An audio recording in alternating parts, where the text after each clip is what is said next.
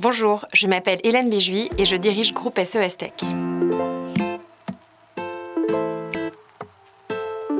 Ma conviction, c'est que le numérique peut être une vraie chance pour tous. Pour cela, il faut mettre la technologie au service de l'humain. C'est la raison pour laquelle le groupe SOS, acteur luttant contre toutes les inégalités depuis plus de 35 ans, se mobilise aujourd'hui à travers de nombreux projets pour s'assurer que le numérique ne soit pas la grande fracture du XXIe siècle.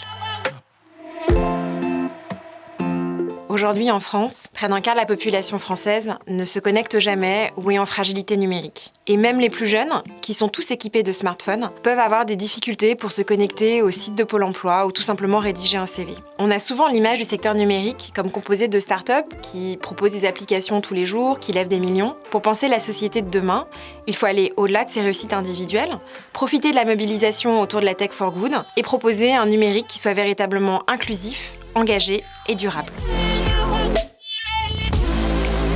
Notre première proposition, c'est de mettre le numérique au service de l'inclusion. L'urgence aujourd'hui, c'est bien sûr l'accès aux droits. C'est pourquoi il faut penser des interfaces simplifiées et adaptées aux besoins de chacun. Au-delà, il faut s'assurer que chacun puisse être en mesure d'utiliser ces outils. Et c'est la raison pour laquelle nous proposons que soient systématiquement formés les bénéficiaires, mais aussi leurs accompagnants.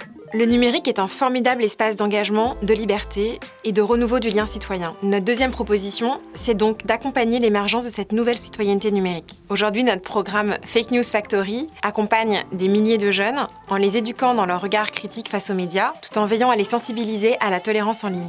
Troisième proposition, porter un numérique respectueux des hommes et de leur environnement. Tous les jours dans nos établissements, nous innovons et nous testons des solutions technologiques pour améliorer le bien-être de nos bénéficiaires. Par exemple, dans les EHPAD, nous testons les sols connectés pour réagir immédiatement aux chutes de nos résidents. Mais il ne faut pas oublier que la révolution numérique a aussi un coût écologique. Et c'est pour ça que nous plaidons aujourd'hui pour une révolution numérique verte et donc durable.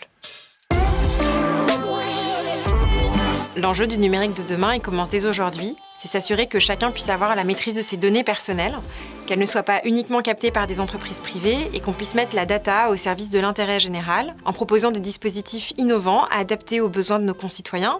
C'est par exemple une formidable chance pour les quartiers en difficulté, pour les réintégrer dans l'écosystème en adaptant nos politiques de transport, de mobilité ou d'aménagement du territoire et favoriser leur inclusion.